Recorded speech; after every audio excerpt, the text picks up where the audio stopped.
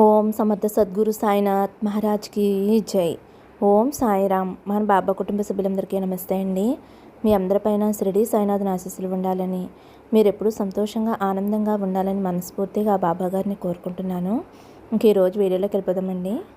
బిడ్డ, ఈరోజు నీకు ఒక ముఖ్యమైన సందేశం తీసుకువచ్చానమ్మా.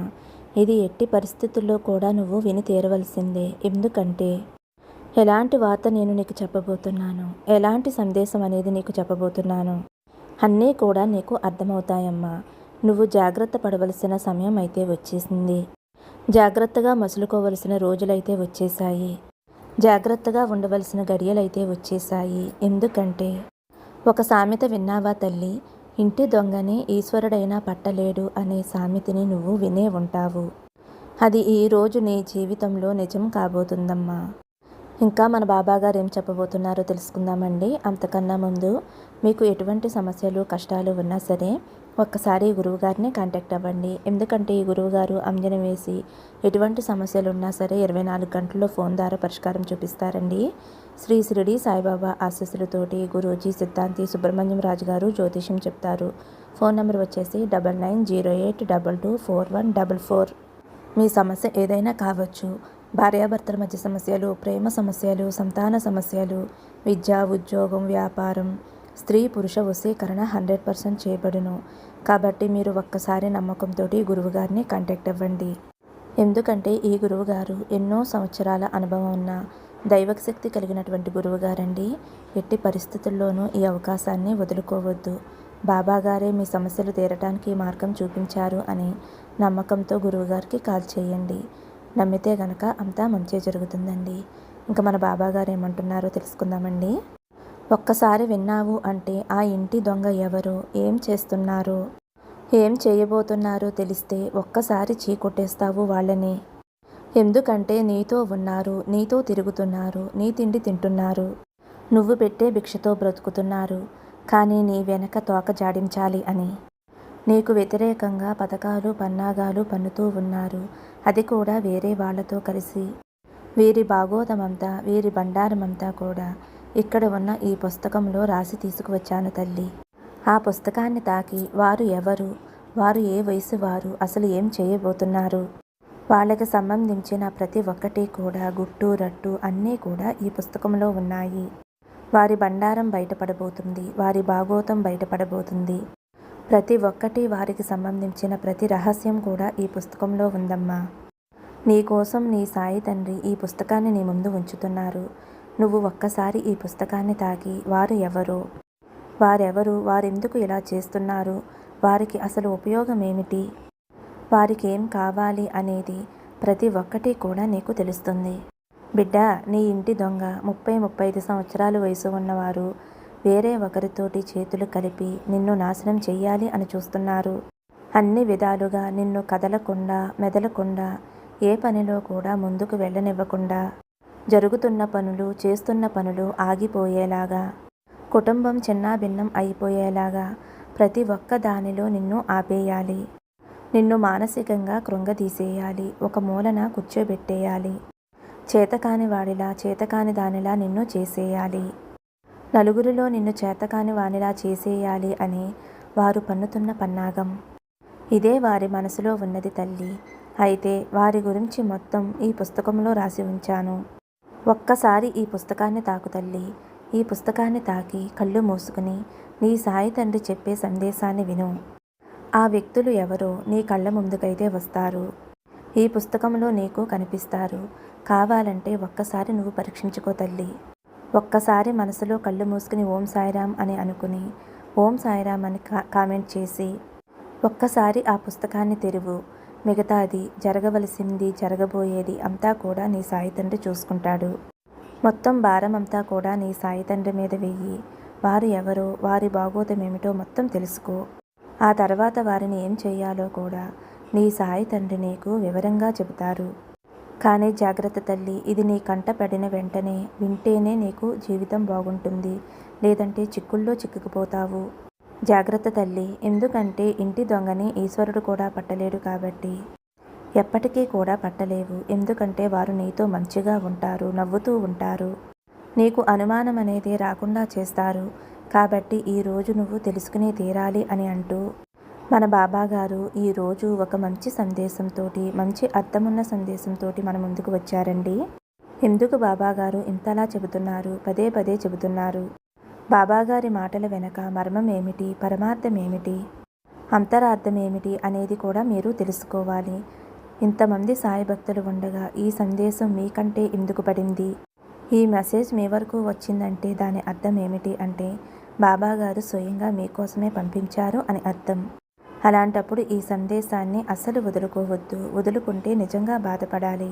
బాబాగారు ఏం చెప్తున్నారో, ఆ వ్యక్తులు ఎవరో తెలుసుకోవాలి అంటే మీరు వీడియోని ఎక్కడా కూడా స్కిప్ చేయకుండా, మిస్ చేయకుండా చివరి వరకు కూడా చూడాలండి. వీడియో నచ్చితే ఒక చిన్న లైక్ ఇవ్వండి. మరికొంతమంది సాయి భక్తులకి మన వీడియో అనేది షేర్ చేయండి. ఇంకా మన బాబాగారు ఏమంటున్నారంటే, తల్లి జాగ్రత్త, ఏమాత్రం కూడా వేమరపాటుతో ఉండవద్దు. అసలు వేమరపాటుతో ఉండవలసిన సమయం కాదు. ఎందుకంటే నీ వెనక ఎన్నో కుట్రలు జరుగుతున్నాయి, ఎన్నో పథకాలు వేస్తున్నారు. అన్ని విధాలుగా నిన్ను చెడగొట్టాలి, నిన్ను నాశనం చెయ్యాలి, నిన్ను అణగదొక్కేయాలి. ఒక్కసారి నువ్వు పైకి లేవకుండా అణగదొక్కేస్తే పాతాళానికి దిగిపోవాలి. మళ్ళీ నువ్వు తలెత్తి పైకి చూసే అవకాశం కూడా లేకుండా నిన్ను నాశనం చెయ్యాలి. అన్ని విధాలుగా కూడా ఆపేయాలి. ప్రతి ఒక్క విషయంలో కూడా డబ్బు రాకుండా చెయ్యాలి. ఇంట్లో మనశ్శాంతి లేకుండా చెయ్యాలి. గొడవలు వచ్చేలా చెయ్యాలి. ఎందులోనూ విజయం లేకుండా చెయ్యాలి. నువ్వు చేస్తున్న పని అన్నది ఎక్కడిది అక్కడ ఆగిపోవాలి. ఇప్పుడు నీతో ఎవరైతే సంతోషంగా సన్నిహితంగా ఉన్నారో వారందరినీ కూడా దూరం చేయాలి. ఎందుకు బాబా ఇవన్నీ, నేనేం చేశాను, ఎవరికి నా మీద అంత కక్ష ఉంది అని నువ్వు అంటే కనుక తల్లి, చెప్పాను కదమ్మా, నీతో ఉంటూ, నీతో తింటూ, నీ చుట్టూ తిరుగుతూ, నీ తిండి తింటూ, నువ్వు చెప్పిన మాట వింటూ మంచిగా నటిస్తున్నటువంటి ఒక వ్యక్తి తల్లి. నీ ఇంటి వ్యక్తి నీ ఇరుగు పొరుగు వారితో కలిసి, ఇద్దరు వ్యక్తులతో కలిసి కుట్రలు పన్నుతున్నారమ్మా, పన్నాగం పన్నుతున్నారు. ఎందుకంటే నీ ఎదుగుదలని, నీ అభివృద్ధిని, నువ్వు కుటుంబంతో సంతోషంగా ఉండటాన్ని, అందరినీ కూడా గౌరవించటాన్ని, అందరినీ మంచిగా పలకరించటాన్ని, ఎవరైనా కష్టంలో ఉంటే వారికి సహాయం చేయటాన్ని చూసి ఓర్వలేని తనంతో నీకు అయిన వాళ్ళు, నీకు కావలసిన వారు, నీతో ఉన్నవారు వారిలో ఇవన్నీ కూడా చెలరేగితే, కుళ్ళు కుతంత్రాలు వారిలో చెలరేగితే, అలాగే నీ ఇరుగు పొరుగు వారు కూడా నిన్ను చూస్తూ గమనిస్తూ, అందరూ కాదు తల్లి, ఇద్దరు మాత్రమే, వారికి కూడా మనసులో ఉంది, ఈ వ్యక్తి ఏమిటి ఇలా ఎదిగిపోతున్నాడు, అన్నీ కూడా సంపాదించేసుకున్నాడు, కూర్చుని తింటున్నాడు, కుటుంబంతో సంతోషంగా ఉంటున్నాడు, అన్ని పనులు కూడా చక్కగా చేసుకుంటూ వెళ్ళిపోతున్నాడు, ఏది పట్టుకున్నా సరే అది బంగారం అయిపోతుంది, తన కుటుంబంతో ఎంతో సంతోషంగా ఉంటున్నాడు, అన్నీ తెచ్చుకుంటున్నాడు, అన్నీ కొనుక్కుంటున్నాడు. మరి మేమెందుకు ఇలా ఉండలేకపోతున్నాం తనలాగా? తను మా కళ్ళు ముందే ఎదిగిపోతున్నాడు, తన అంత సంతోషంగా ఉన్నాడు అనే ఈర్ష్య, ద్వేషం, అసూయ అనేవి వాళ్ళల్లో కూడా రగిలింది. కాబట్టి చెడ్డ మనస్తత్వం ఉన్న వ్యక్తులందరూ కూడా ఒకే చోటకి చేరుతారు. మంచి మనసు, మంచి వ్యక్తిత్వం ఉన్న వారందరూ కూడా ఒక చోటకి చేరుతారు. ఏ గూటి పక్షులు ఆ గూటికి చేరుతాయి అన్నట్లు ఇప్పుడు మీ ఇంట్లో ఉన్న వ్యక్తి, ఆ వ్యక్తికి ఇప్పటికీ నీ మీద పీకల దాకా చాలా కోపం అనేది ఉంది. ఆ వ్యక్తి నీ ఇరుగు పొరుగు వారితోటి చేతులు జోడించి, చేతులు కలిపి ఈ పన్నాగాలు చేస్తున్నారమ్మా. నీకు తెలియని విషయం ఏమిటి అంటే నీ పతనానికి డబ్బులు కూడా ఖర్చు పెట్టారమ్మా. నీకు రావలసిన డబ్బు రాకుండా చేయాలి అని, నువ్వు ఏదైతే చేస్తున్నావో అవన్నీ కూడా నీకు అందకుండా చేయాలి అని, నువ్వు ఏదైనా పెట్టుబడి పెట్టి వ్యాపారం చేసినా అందులోంచి నిన్ను తొలగించేయాలి అని వారికి డబ్బులు ఇచ్చి నీ మీద మరీ పన్నాగాలు పన్నుతున్నారమ్మా. అలాగే నీ కుటుంబంలో నీ ఇంటి పెద్ద ఎవరైతే ఉన్నారో వారి మీద దెబ్బ కొట్టాలి అని చూశారు. ఎందుకంటే ఇంటి పెద్ద ఎప్పుడైతే పరిస్థితి తారుమారైపోతుందో అప్పుడు నువ్వు కుమిలిపోతావు. ఎందుకు మా ఇంటి పెద్ద ఇలా అయిపోయారు, అందులో నువ్వు కుమిలిపోతావు. అలా కూడా నిన్ను దెబ్బ కొట్టాలి అని చూస్తున్నారు. మీ ఇంట్లో శుభకార్యాలు జరగకుండా చేయాలి అని, పెళ్ళిళ్ళు అవ్వకుండా చేయాలి అని, మీ ఇంట్లోకి డబ్బు రాకుండా చేయాలి అని, ప్రతి పనిలో విజయం రాకుండా చేయాలి అని ఎన్నో ప్రయత్నాలు చేస్తున్నారు. నీకు తెలియని విషయం ఏమిటంటే తల్లి, నిన్ను పతనం చేయాలి అని వాళ్ళు పతనం అయిపోతున్నారు. వాళ్ళు డబ్బులు కూడా పోగొట్టుకుంటున్నారు. నీ యొక్క ప్రతి రహస్యాన్ని, నువ్వు ఎలా ఉంటున్నావు, ఏం తింటున్నావు అన్నీ కూడా వారికి చేరవేసేది నీ ఇంటి దొంగేనమ్మా. ఎందుకంటే ఆ ఇంటి దొంగ ఎవరు అంటే వారితో నువ్వు మంచిగా ఉంటూ మంచిగా నడుచుకుంటూ ఉంటున్నావు. కానీ ప్రతి ఒక్క విషయం వారితో చెప్పడం లేదు. డబ్బు విషయం కానీ, ఏమైనా పత్రాల గురించి కానీ, ఏదైనా అధికార విషయం కానీ, ఇలా ముఖ్యమైన విషయాలు ఏవైతే ఉన్నాయో వాటి పగ్గాలు వారి చేతికి నువ్వు అందివ్వలేదు. వారికి ఎలాగైనా సరే నేను సొంతం చేసుకోవాలి అని తపన ఎప్పుడైతే నువ్వు అందించలేదో ఆద్వేషంతోనే పుట్టినవే ఇవన్నీ కూడా. తనని నమ్మటం లేదు, నా చేతికి ఇవన్నీ కూడా అప్పగించటం లేదు. వారిని ఎలాగైనా ఏదో ఒకటి చెయ్యాలి అని పన్నాగం పన్ని వేరే వారితో చేతులు కలిపి ఈ విధంగా చేస్తున్నారమ్మా. అందులో ఒక వ్యక్తి వయసు మాత్రం 30 నుంచి 35 సంవత్సరాల వరకు ఉంటాయి తల్లి. వీళ్ళు నీకు సుపరిచితమే, నీకు బాగా తెలుసు.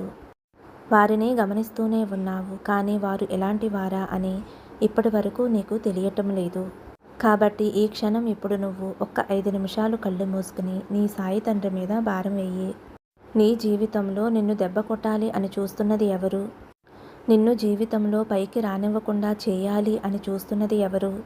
వారు నీతో ఎలా మాట్లాడుతున్నారు? నవ్వుతూ మాట్లాడుతున్నారా? లేదంటే వారి కళ్ళల్లో అసూయ ద్వేషాలు కనిపిస్తున్నాయా? ఇప్పుడు నువ్వు కళ్ళు మూసుకుని నీతో మాట్లాడిన వారి కళ్ళను గమనించమ్మా. వారి కళ్ళల్లోని భావాలు నీకు కనిపిస్తాయి. వారు నీతో పైకి ఎంత మంచిగా మాట్లాడినా, కపటపు నవ్వులు నవ్వినా కళ్ళు మాత్రం అబద్ధం చెప్పలేవు. నువ్వు ఒక్కసారి ఇప్పుడు కళ్ళు మూసుకుని ఊహించుకో తల్లి. నీకు అనుమానం వచ్చిన వ్యక్తులు, నీకు తేడాగా అనిపించిన వ్యక్తుల గురించి ఆలోచించు. ఇన్ని రోజులు కూడా ఏముందిలే అని వదిలేశావు.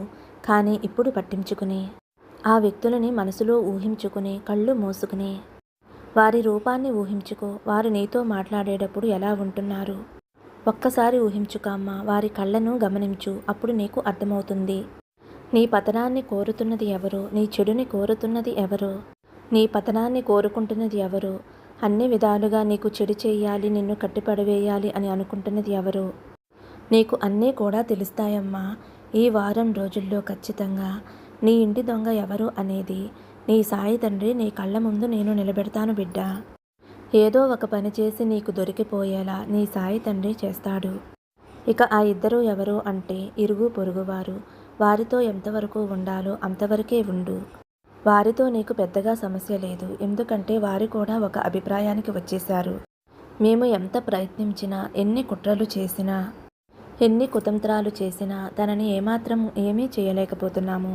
తన కాలి గోటిని కూడా మేము తాకలేకపోతున్నాం. తనని ఏదో శక్తి కాపాడుతుంది అని అయితే వారు ఒక అభిప్రాయానికైతే వచ్చేశారమ్మా. అయితే వారికి తెలియని విషయం ఏమిటి అంటే తల్లి, నీ సాయి తండ్రి ప్రతి నిమిషము కూడా నీతో ఉండి నిన్ను రక్షించుకుంటూ కాపాడుకుంటూ ఉంటాడు. వారు ఎన్ని కుట్రలు కుతంత్రాలు చేసినా అవి నీ దాకా రాకుండా చూసే బాధ్యత అయితే నాదమ్మా.